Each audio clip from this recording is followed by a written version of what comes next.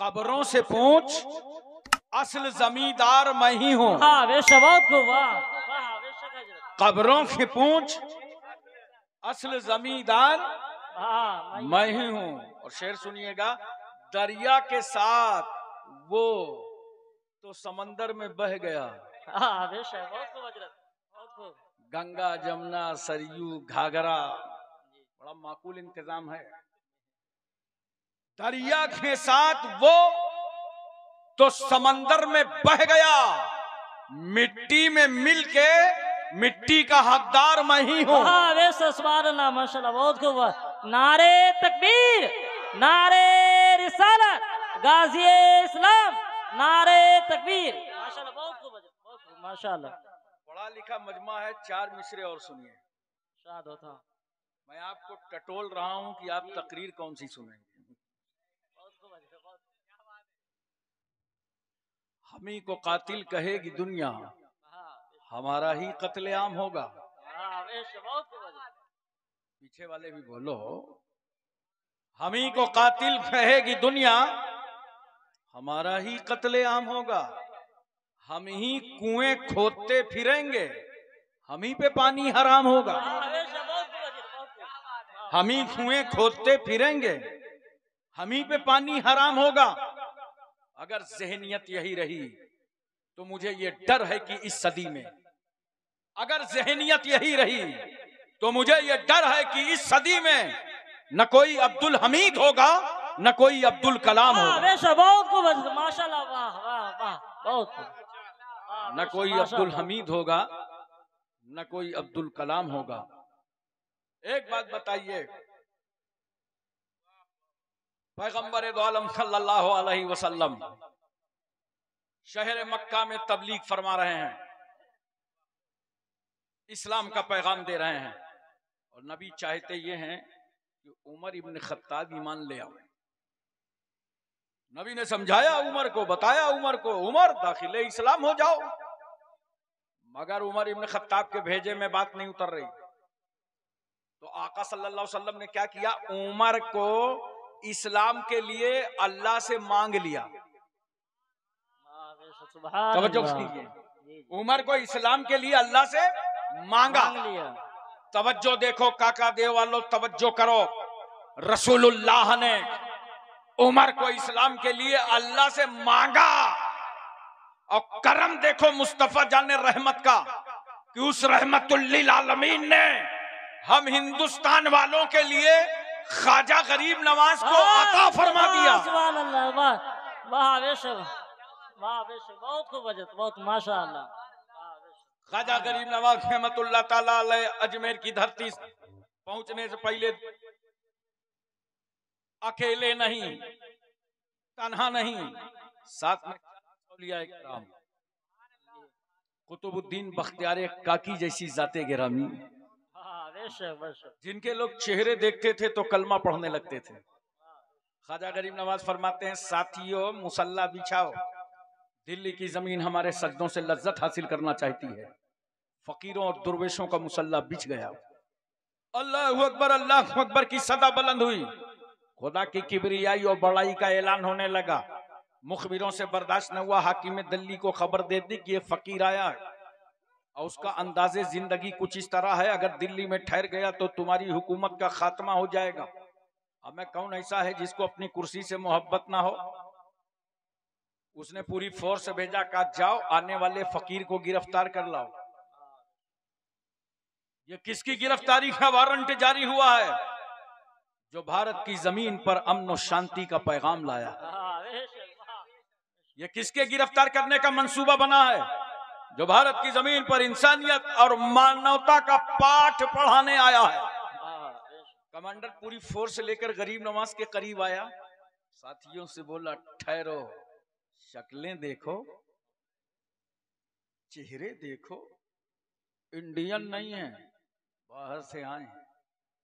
वो समझ रहे थे बाहर से आए हैं तो भारत की जमीन लेने आए हैं, मगर उन नादानों को मालूम ही नहीं था कि रसूलुल्लाह का बेटा भारत की जमीन लेने नहीं आया था, वो तो मुस्तफा का दीन देने आया था। सुभान अल्लाह, माशाअल्लाह, बहुत खूब, वाह माशाअल्लाह, बहुत खूब। कमांडर ने कहा, हमला मत करना, ये हमला करने की चीज नहीं है, ये तो माथे की नजरों से दर्शन करने की चीज है। सब करीब आ गए। कहा बाबा आपका उठना बहुत अच्छा लगता है, चलना बहुत अच्छा लगता है, बात करना बहुत अच्छा लगता है, चलते हैं तो निगाह नीची रहती है, खाते हैं तो दस्तरखान लगा रहता है। ऐसे कल्चर के लोग हमारे भारत में नहीं रहते। आप कहां से आए हैं, आपका नाम क्या है? ख्वाजा गरीब नवाज फरमाते हैं, सुनो मैं दीने मुस्तफा का मोइन हूँ बहुत खूब हजरत, बहुत खूब। और मदीनतुर रसूल का मुसाफिर हूँ। बहुत खूब। पूरी दिल्ली समझ गई कि जब आने वाले मोइनुद्दीन का जवाब नहीं है तो भेजने वाले रहमतुल्लिल आलमीन का जवाब कौन लाएगा? नारे तकबीर, नारे रिसालत, नारे रिसालत, नारे तकबीर। माशाल्लाह, बहुत खूब हजरत। कहा बाबा एडमिशन फीस कितनी है? कुछ नहीं, जुबान और दिल एक करो, पढ़ो कलमा ला इलाहा इल्लल्लाह। आप लोग भी पढ़िए ला इलाहा इल्लल्लाह मुहम्मदुर रसूलुल्लाह। सब की सब दाखिले इस्लाम हो गए। दिल्ली की जिम्मेदारी कुतुबुद्दीन बख्तियार काकी को सौंप दी, अजमेर के लिए रवाना हो गए। और वक्त गुजरता रहा, गुजरता रहा, गुजरता रहा। गरीब नवाज ने 90 लाख को घर वापस कर लिया।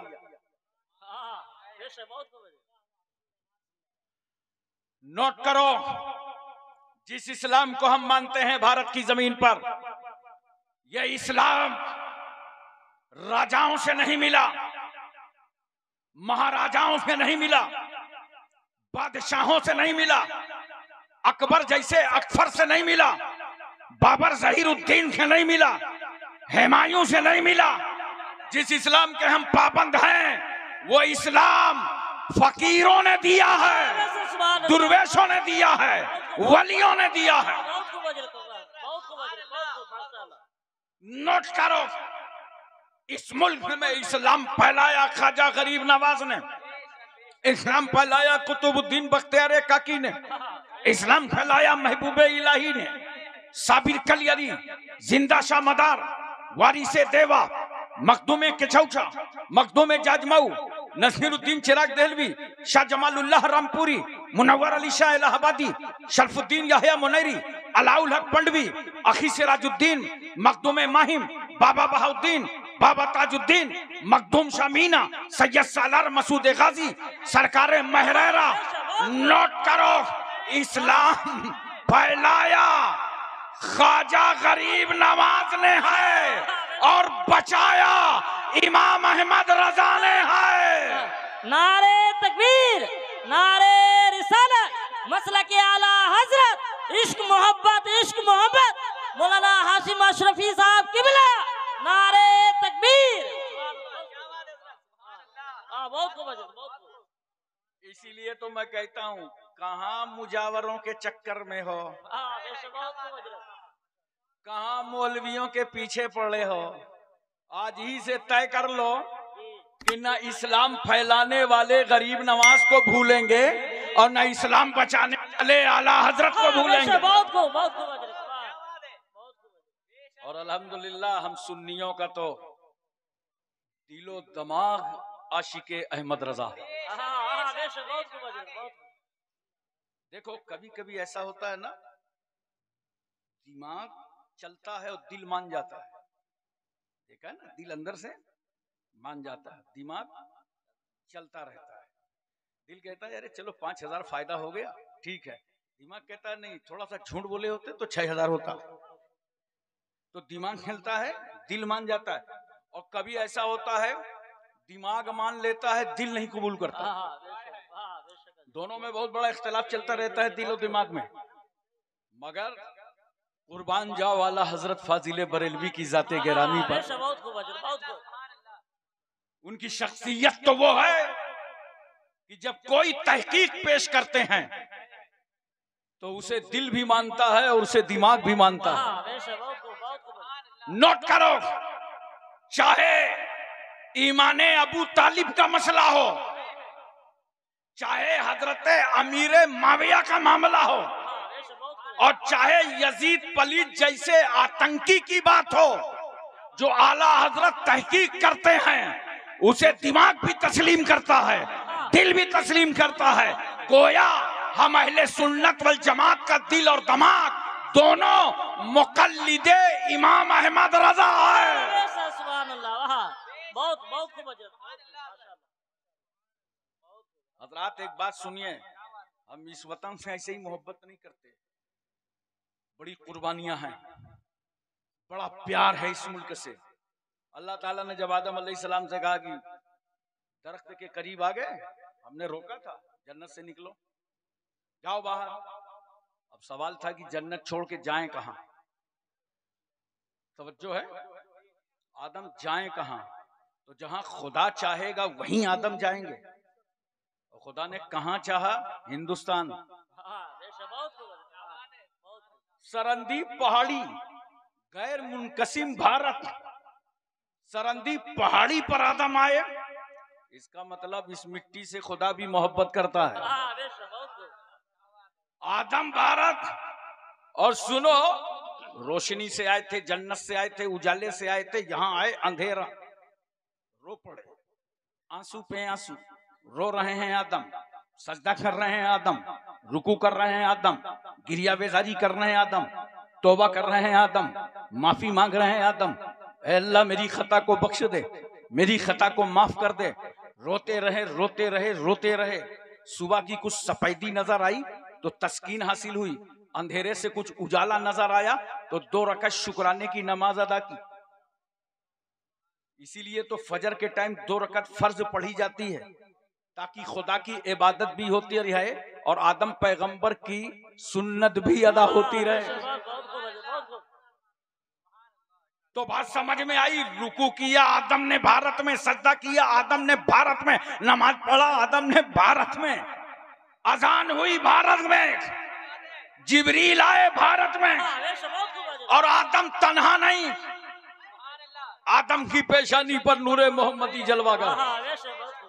यही तो वजह है, डॉक्टर इकबाल ने आदम देखा, नबी देखा, पेशानी देखा, पेशानी में नूरे मोहम्मदी, तो डॉक्टर इकबाल को कहना पड़ा सारे जहां से अच्छा हिंदुस्तान हमारा, हम बुलबुलें हैं इसकी ये गुलसिता हमारा।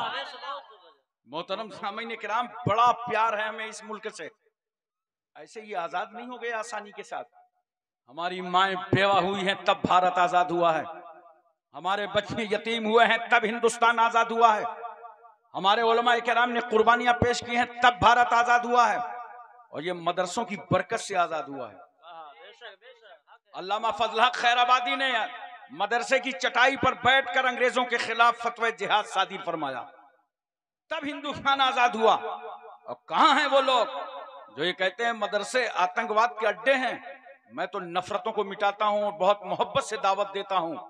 आइए चलिए किसी मदरसे चलिए चलते हैं, जिस मदरसे कहिए वहां चलते हैं, 5 किलो सेब ले लीजिए और हॉस्टल के रूम में चलिए और कहिए बच्चे बहुत हैं, 5 किलो सेब में होगा क्या? हॉस्टल में जाके किसी बच्चे से कहो एक चाकू ले आओ। चाकू समझते हो? छुरी, रामपुरी, अब समझ गए। चाकू ले आओ। मैं पूरी गारंटी से कहता हूं पूरे हॉस्टल में कोई एक बच्चा चाकू ला के न दे पाएगा, इसलिए कि बच्चे हॉस्टल में छुरी रखते नहीं तो लाएंगे कहां? अब मैं जो कौम ऐसी दाल खाती हो कि जरूरत पड़ जाए तो वजू कर लो, वो हाथ में हथियार उठाएगी? नहीं। यही मदरसे की चटाई थी जहां अल्लामा फजल हक खैराबादी ने बैठकर अंग्रेजों के पराक्से उड़ा दिए और कुरान की रोशनी में फतवा दिया अंग्रेजों के खिलाफ। इसीलिए तो मैं कहता हूं अगर कुरान ना होता तो भारत आजाद ना होता। काले पानी की सजा दे दी गई, अंग्रेजों ने काले पानी की सजा दे दी। तो अल्लामा फजल हक खैराबादी ने अंग्रेजों से कहा था कलम दे दो, कागज दे दो, मैं अपने भारत वतन की तारीख लिखना चाहता हूं। तो अंग्रेजों ने कहा था अल्लामा साहब ये गेस्ट हाउस नहीं है, कैद खाना है, न कलम मिलेगा न कागज। अल्लामा फजल हक खैराबादी ने कहा था नादानो, तुम मेरे हौसले को तोड़ नहीं सकते। कोयला को कलम बना लिया और कपड़े को कागज बना डाला, अस्सौरतुल हिंदिया नामी किताब लिख डाला। मुफ्ती इनायत अहमद साहब काकोरवी जब काले पानी की सदा काट के आ रहे थे तो उनके दोनों हाथों में किताबें थी, एक हाथ में तवारीख हबीब इला और एक हाथ में इल्मुस्सेगा, और ये दोनों किताबें आज अरबी मदरसों में पढ़ाई जाती। मौलाना लुत्फुल्लाह शाह अलीगढ़ी को कौन नहीं जानता, उन्होंने कुर्बानी पेश की तब वतन आजाद हुआ। मौलाना सैयद काफी मुरादाबादी को अंग्रेजों ने मुरादाबाद के चौराहे पर फांसी के फंदे पर लटकाया था, तो उस वक्त आला हजरत फाजिल बरेलवी बरेली से फरमा रहे थे, ऐ लोगो, सैयद साहब की रगों में पहले ही से खून हाशमी मोजजन था, लो वतन पर कुर्बान हो गया। कौन नहीं जानता मौलाना हसरत मुहानी को? ये वही है जिन्होंने कहा था वो नबियों में रहमत लक़ब पाने वाला, मुरादें गरीबों की बर लाने वाला। मौलाना मोहम्मद अली जौहर ने कहा था, ये लोगों, डॉक्टर इकबाल की शायरी ने लोगों को कुरान तक पहुंचाया है, मगर आला हजरत फाजिल बरेलवी की शायरी ने लोगों को साहिब कुरान तक पहुंचाया है। मैं बताना ये चाहता हूँ, ये सुन्नी उलमा यहाँ मौजूद हैं, बहुत जिम्मेदारी से मेरी बात सुन लें। ये जो उलमा थे, कुर्बानी दे रहे थे, अंग्रेजों के खिलाफ जंग लड़ रहे थे और भारत को अंग्रेजों के चंगुल से आजाद करा रहे थे, नोट करो बड़े प्यार से, ये सब अल्हम्दुलिल्लाह अहले सुन्नत वल जमात के थे। बहुत आगे। ये सब आला हजरत के हम अकीदा थे। तो 15 अगस्त सन 1947 को हमारा मुल्क भारत आजाद हुआ। बोलो, नोट करो, 15 अगस्त सन 1947 को हिंदुस्तान आजाद हुआ है। लेकिन जिस नबी की मीलाद में बैठे हो, 12 रबीउल अव्वल दोशंबा के दिन सारा जहान आजाद हुआ है। बहुत खूब है, नबी की आमद के सदके में पूरी कायनात को आजादी मिली है। जंजीरें टूट गई गुलामी की मुस्तफा के तशरीफ लाने से। हजरात तवज्जो फरमाइए, जरा सा अपने जहन पर इस बात को उतारिए और अच्छी तरह बताइए। आज पूरी दुनिया में, पूरे वर्ल्ड की बात करता हूं, हुकूमतें पब्लिक को हक कब देती हैं? आवाम को हक कब मिलता है? जब इनके सामने हाथ फैला के भीख की तरह मांगो तब हक मिलता है। पार्लियामेंट का घेराव करो तब हक मिलता है। असेंबली घेरो तब हक मिलता है। जंतर मंतर पे जाओ तब हक मिलता है। मुतालबा करो तब हक मिलता है। तहरीकें चलाओ, आंदोलन चलाओ, तभी तो हक मिलता है। अभी बंगाल में क्या चलता था? हर 6 महीने में बंगाल बंद, इनकलाब जिंदाबाद, इनकलाब जिंदाबाद। उससे पूछो क्या हुआ दादा, तो बोलेगा अमीना बूझू, आगे वाले से पूछो। हमें नहीं मालूम, हमें तो नेताजी ने कहा झंडा ले लो, डंडा ले लो, हम रोड में निकल आए। तो तहरीकें चलती हैं, उसके बाद पब्लिक को हुकूमतें हक देती हैं पूरी दुनिया में। बोलो, पूरे वर्ल्ड में ये पूरी दुनिया का हाल है। जब धरना प्रदर्शन करो, मुतालबा करो, अपील करो, भीख की तरह मांगो, तब हुकूमतें हक देती हैं। मगर कुर्बान जाओ उस इनकलाब आफरी पैगंबर पर, कुर्बान जाओ मुस्तफा जाने रहमत पर, कुर्बान जाओ रहमतुल लिल आलमीन पर कि मेरा रसूल मक्के और मदीने की चटाई पर बैठा है और नबी के सामने न कोई धरना है, न प्रदर्शन है, न आंदोलन है, न कोई तहरीक है, न नबी से कोई मुतालबा कर रहा है, न नबी से कोई भीख मांग रहा है, न नबी के सामने कोई हाथ फैला है। मगर मेरा रसूल इस समाज पर इतना मेहरबान है कि बगैर मांगे गरीबों को हक दे रहे हैं मुस्तफा, यतीमों को हक दे रहे हैं मुस्तफा, लावारिसों को हक दे रहे हैं मुस्तफा, बीमारों को हक दे रहे हैं मुस्तफा, कमजोरों को हक दे रहे हैं मुस्तफा, अपाहिजों को हक दे रहे हैं मुस्तफा, अरे बच्चों को हक दे रहे हैं मुस्तफा, महल्ले का हक दे रहे हैं मुस्तफा, खानदान का हक दे रहे हैं मुस्तफा, पड़ोस का हक दे रहे हैं मुस्तफा, तुम्हारे वतन का हक दे रहे हैं मुस्तफा। नोट करो, जिंदों तो जिंदों, मुर्दों का हक दे रहे हैं मुस्तफा। इंसान तो इंसान, जानवरों के हुकूक बयान कर रहे हैं मुस्तफा। बहुत खूब है, ऐसा हक दिया मेरे रसूल ने। तवज्जो कीजिए जरा सा और गौर कीजिए। पैगंबर सल्लल्लाहु अलैहि वसल्लम जब मदीना तैयबा तशरीफ ले गए, हिजरत फरमाकर, और मदीने की आबादी में दाखिल हुए, बोलो मोहब्बत से सुभान अल्लाह। रसूल दाखिल हुए तो जानते हो, मदीने की औरतें अपने छतों पे चढ़ गईं, घरों से निकलकर दरवाजे पे नहीं आई, छत पर चढ़ गईं, और नबी की आमद हो गई मदीने में। और जैसे ही रसूल की आमद को देखा, मदीने की औरतों ने, सारी औरतें तराना पढ़ रही थीं, तलाल बदरो अलैना मिन सनियातिल वदाई वजब शुक्र अलैना मादा लिल्लाहि दाई। मैं सिर्फ एक सवाल करता हूं, किन औरतों ने नबी को देखकर खुशी मनाई, तराना पड़ा, छत पे चढ़ गई मदीने की औरतें। क्यों? इसलिए कि इन औरतों को मालूम था, इन औरतों को पता था आज जो रसूल मदीने आया है वही पैगंबर है जिसने औरतों को इज्जत अता किया है, औरतों के हुकूक का ख्याल रखा है। आज जो पैगंबर मदीने आया है, अरे वो औरत समाज में अगर बेवा हो जाती थी तो जमाना उसे मनहूस कहता था चार दीवारी में कैद कर दो, ये बाहर निकलने ना पाए। अगर कोई आदमी बेवा की सूरत देख लेता था तो वापस चला जाता था। आज बिजनेस में कोई फायदा ना होगा। मैंने मनहूस को देखा, सहेली की बारात आई है, बेवा बंद है चार दीवारी के अंदर, हाथों में मेहंदी नहीं लग सकती, शहनाई बज रही है, बेवा का कलेजा फट रहा है, मंसूबे खाक में मिल रहे हैं। अब मैं किसी के घर की बीवी नहीं बन सकती, रहमत और बरकत नहीं बन सकती। समाज रोला रहा था। और इंडिया में वहम परस्ती कम नहीं है। एक छींक पर पूरा प्रोग्राम कैंसिल कर देने वाली कौम, अच्छा खासा चले जा रहे हो, स्कॉर्पियो से अचानक फुल ब्रेक मार दिया, क्या हुआ? बिल्ली रास्ता काट गई। मुझे हैरत है, कुछ मुसलमान ड्राइवरों का रास्ता भी बिल्ली काट जाती है। अबे तौबा करो इस वहम परस्ती से, घर से कुरान पढ़ के निकला करो, दुआए सफर पढ़ के निकला करो। तुम्हारा रास्ता बिल्ली क्या काटेगी, दिल्ली नहीं काट सकती। जब मुसलमान दुआए सफर पढ़ के निकलता है, दरियाओं में रास्ता बना लेता है, तूफानों में रास्ता बना लेता है, हवाओं में रास्ता बना लेता है। एक साहब हमसे कहने लगे, हमारे यहाँ जब औरत बेवा हो जाती है तो उसको हम शक्कर खाने को नहीं देते, गुड़ देते। अबे मैंने कहा बेवा के साथ किया था बेइंसाफी, मगर बेवा का मुकद्दर अच्छा था, गुड़ का रेट अच्छा हो गया।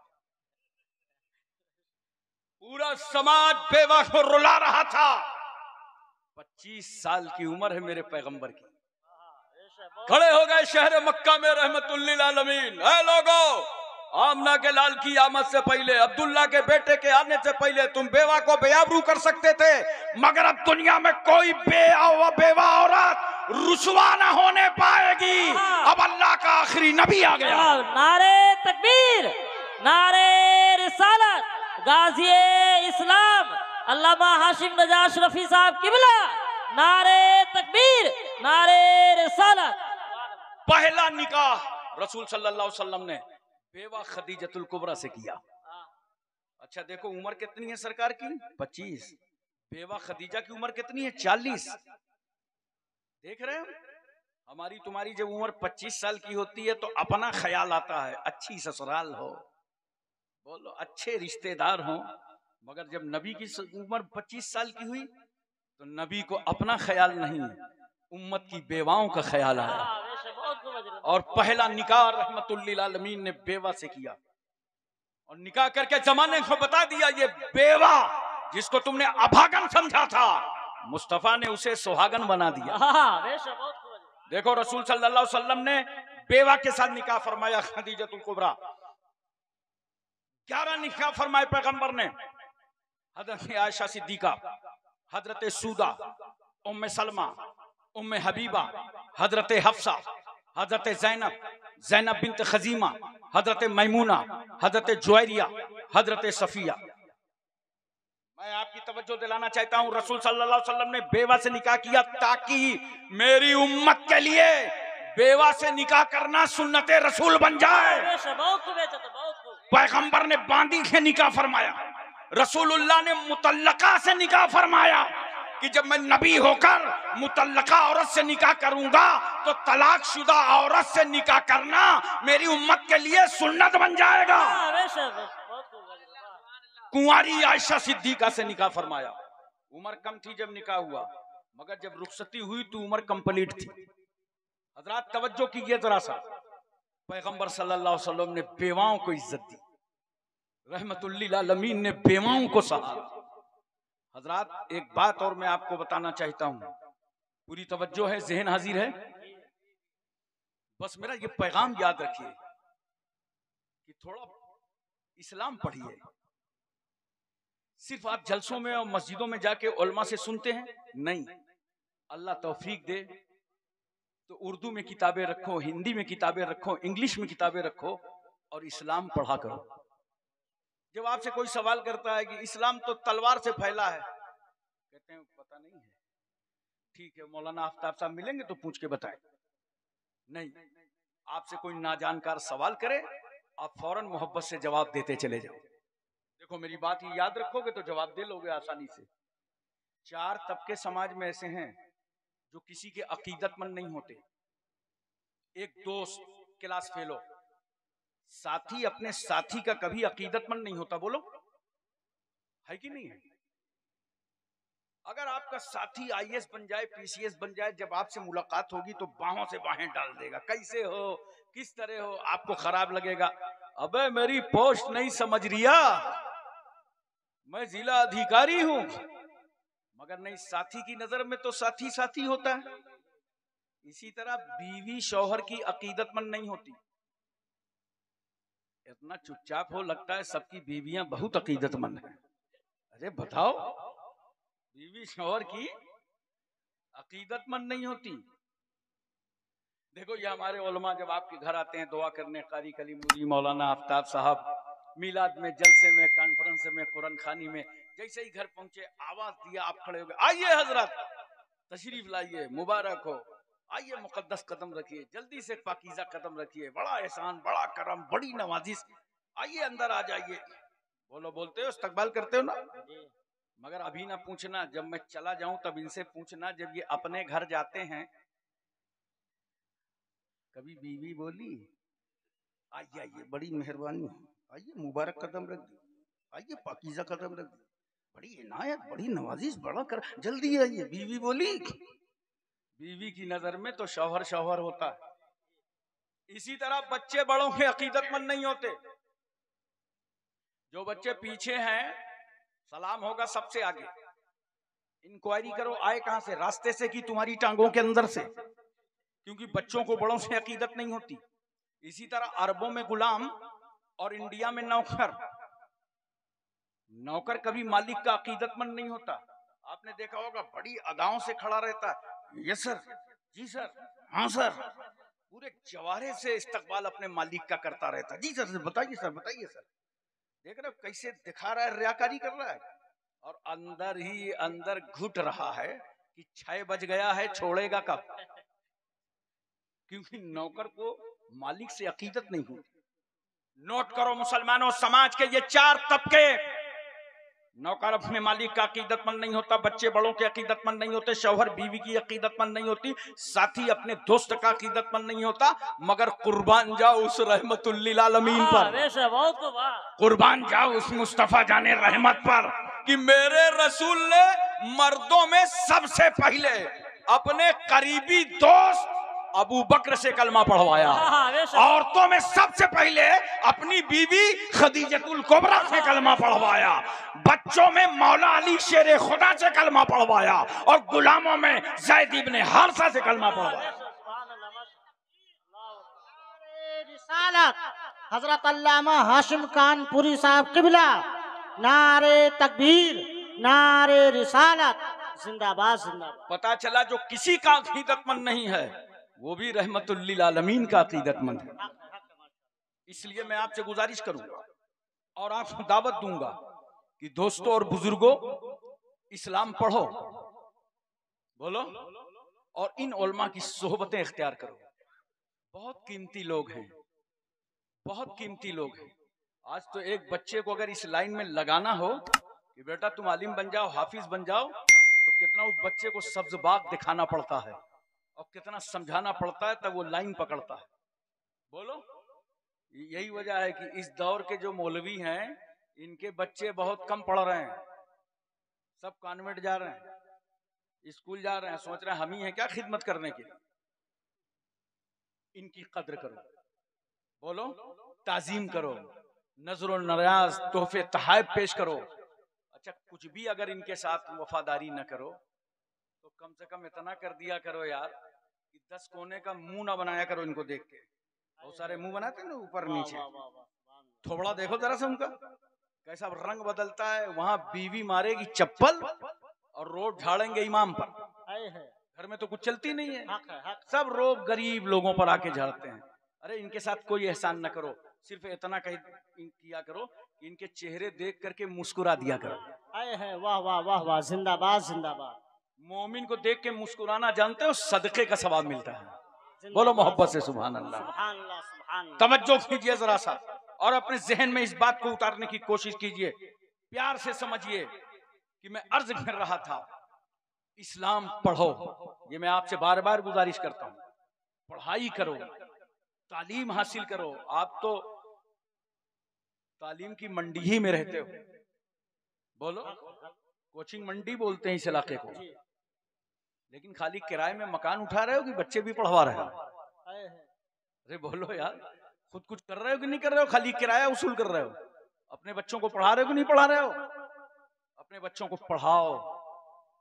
याद रखना, इतने अरबी मदरसे कायम हो चुके हैं हिंदुस्तान की जमीन पर कि अल्हम्दुलिल्लाह इतनी फैक्ट्रियां बन गई हैं कि मस्जिदों की जरूरतें पूरी हो रही हैं। हम मुतमईन हैं दीनी तालीम से, जगह जगह मदरसे हैं, अच्छे काम हो रहे हैं, उलमा पैदा हो रहे हैं, हुफ़ाज़ पैदा हो रहे हैं, मस्जिदों के लिए तरावी के लिए हाफिज़ कुरान पैदा हो रहे हैं।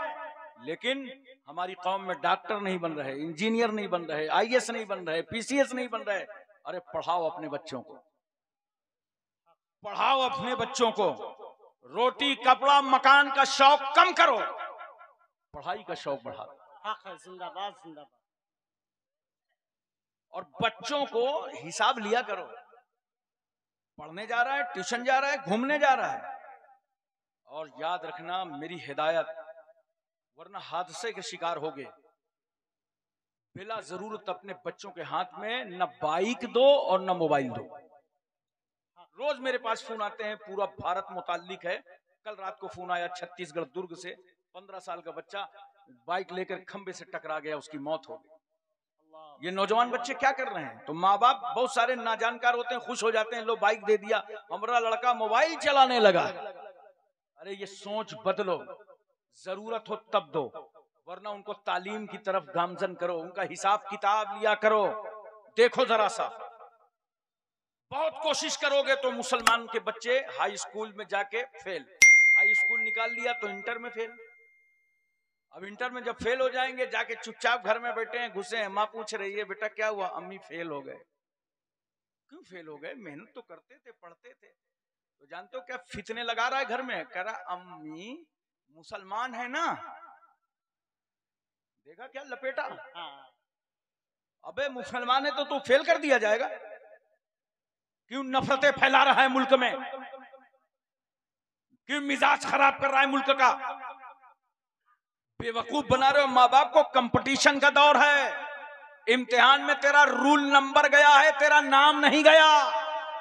आए है, जिंदाबाद। तो माँ बाप को भी होशियार रहना चाहिए कि ये बच्चा तुम्हें बेवकूफ बना रहा है। हक है। पढ़ाओ, मेहनत मशक्कत से हो। मेरा एक जुमला नोट कर लो, बड़ा अहम जुमला नजर करने जा रहा हूं। अभी इस 1.5 महीने के दौरे में मैंने इसको दार्जिलिंग में, बिहार में, बंगाल में, राजस्थान में, यूपी में कई मकामात पर बड़ी बड़ी कॉन्फ्रेंसों में कहा है, इतना पढ़ो, इतना पढ़ो कि अपने वतन की जरूरत बन जाओ। आए है, हक है, हक है, माशाअल्लाह। और जब वतन की जरूरत बनोगे ना, तो अब्दुल कलाम तुम ही बनाए जाओगे। आए है, वतन की जरूरत बनो। आदमी को चाहिए कि वो जरूरत बने, तभी दुनिया में तरक्की कर सकता है।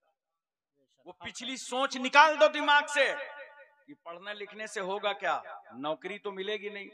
हम लोग छोटे छोटे थे गांव में ना, तो गांव वाले यही कहते, पढ़ने जा रहे हैं, अब जाओ, कोई फायदा तो है नहीं, नौकरी तो मिलेगी नहीं। भेजे में काफी हद तक घुसा हुआ था। इसको निकालो। 135 करोड़ का ये मुल्क है, और नौकरी कितने लोग करते हैं? तकरीबन 6 करोड़ लोग नौकरी करते हैं। तो क्या पूरा हिंदुस्तान नौकरी ही करेगा? क्यों नौकरी नौकरी चिल्ला रहे हो? कलमा पढ़ने वालों, तुम दुनिया में नौकरी करने नहीं आए, तुम हुकूमत करने आए हो। आए है, वाह वाह। तुम्हारी अजमतों के परचम लहराए जाएंगे। पढ़ो, नौकरी की नियत से कभी ना पढ़ो, इस नियत से पढ़ो, अल इल्म नूरुन। आए है, वाह वाह, जिंदाबाद। इल्म रोशनी है और जिहालत अंधेरा।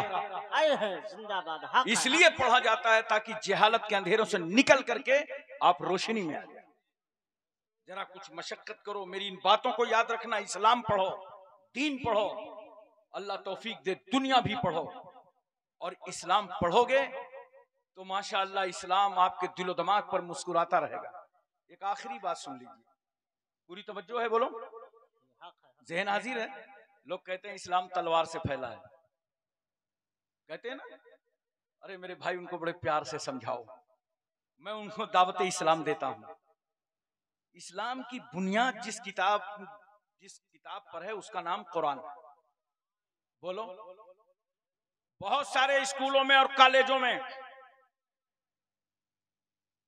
पढ़ाया जाता है निसाब, मगर छुपा के पढ़ाया जाता है। आप लोग जानते हैं, बहुत सारे पर्चे बढ़ते हैं कि पढ़ो, पर्चा नष्ट कर दो।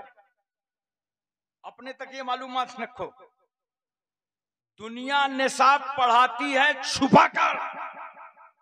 ये इस्लाम पहला मजहब है वर्ल्ड का जिसने अपना निसाब तालीम छुपाया नहीं। हक है, जिस तरह 1400 साल पहले मक्के और मदीने में कुरान नाजिल हुआ था, उसी तरह आज भी दुनिया के हर कोने में कुरान नजर आ रहा है। नारे तकबीर, नारे रिसालत, अजमते कुरान, गाजी इस्लाम, नारे तकबीर। कहीं से इस्लाम ने निसाब तालीम को नहीं छुपाया।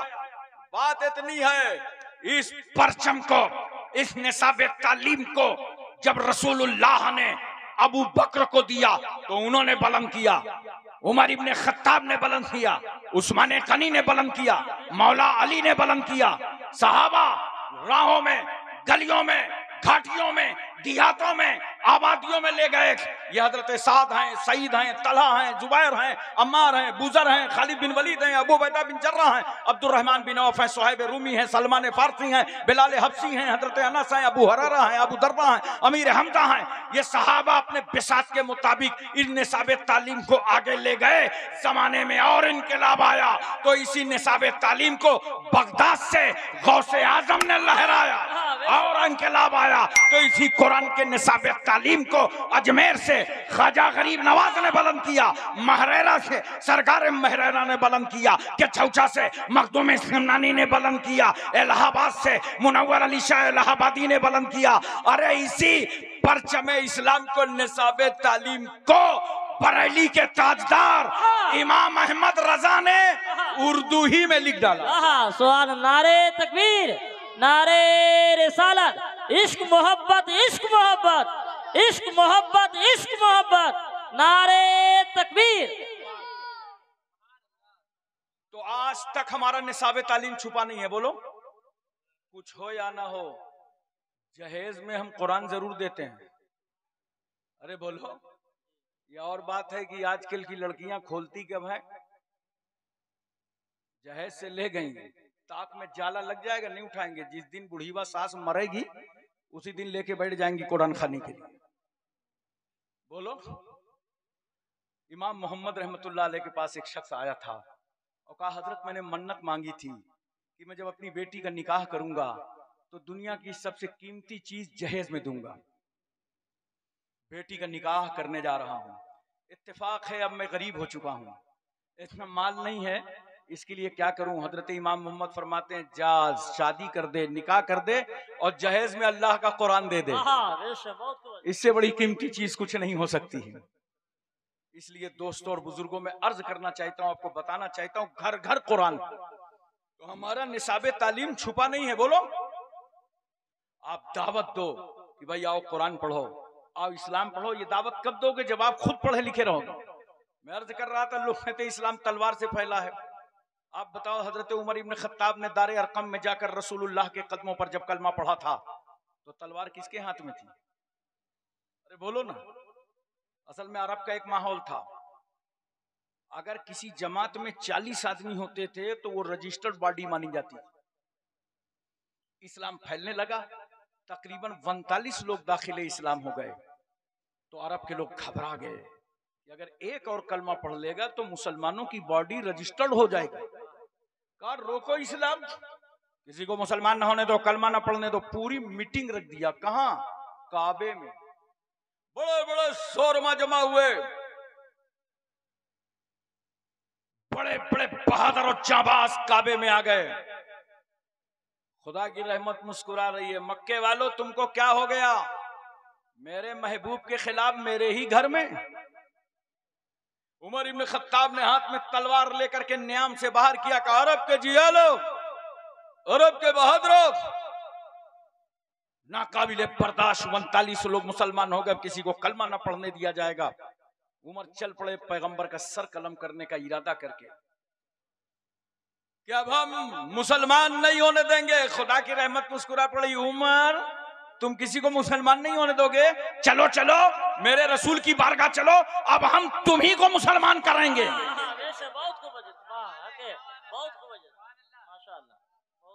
नबी की बारगाह में उमर इब्न खत्ताब आए, खड़े हो गए। रसूल की नजर उमर पर और उमर की नजर नबी पर। नबी ने मुस्कुरा के पूछा, उमर क्या ईमान लाने की उम्र नहीं आई? ये सुनना था कि कदमे रसूल में गिरे का सरकार पढ़ा दीजिए। मुझे जवाब दो, तलवार किसके हाथ में? उमर के हाथ में। तलवार भी लिए, कलमा भी पढ़ रहे हैं, तलवार भी लिए, मुसलमान भी हो रहे हैं, तलवार भी लिए, गुलामी भी इख्तियार कर रहे हैं। मैंने कहा उमर आपकी लोहे की बड़ी मजबूत और मुस्तहकम तलवार ये टूट कैसे गई? कहा मुस्तफा के अखलाक की तलवार ने तोड़ दिया। अखलाक की जरूरत है इस मुल्क में। अपना प्यार बढ़ाओ, मोहब्बत बढ़ाओ, अखलाक बढ़ाओ, इस्लामी तालीम बढ़ाओ। उमर मुसलमान हो गए, 40 मुसलमान हो गए। अब कहने की इजाजत दो, मुसलमानों की बॉडी को रजिस्ट्रेशन दिलवाने का नाम फारूक आजम है। इसलिए दोस्तों बुजुर्गों, हम आपसे गुजारिश करेंगे कि इस्लाम पढ़ो और इस्लाम पढ़ाओ। वाखिर दावाना अनिल हम्दुलिल्लाहि रब्बिल आलमीन। अस्सलाम।